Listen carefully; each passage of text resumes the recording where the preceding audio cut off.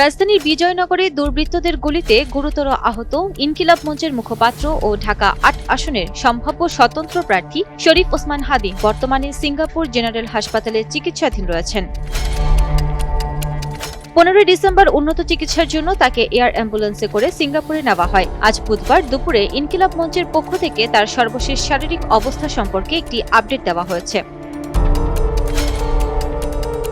ইনকিলাব মঞ্চের ফেসবুক পেজে বলা হয়েছে, স্বাস্থ্য স্থিতিশীল হওয়ার অপেক্ষায় রয়েছে। অপারেশনের জন্য প্রস্তুত করতে হলে প্রথমে শরীরকে সম্পূর্ণভাবে স্থিতিশীল করতে হবে। চিকিৎসা সিঙ্গাপুর অথবা ইংল্যান্ড যে কোনো স্থানে হতে পারে।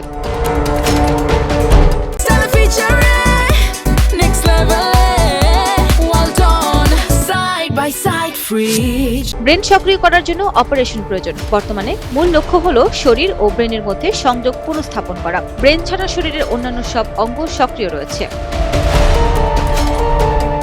একই পোস্টে হাদীর জন্য দোয়া চেয়ে বলা হয়েছে, হাদী ভাইয়ের জন্য বিশেষ দোয়ার আহ্বান জানিয়েছে তার পরিবার। আল্লাহ যেন তাকে হায়াতে তাইয়্যিবা নসিব করেন।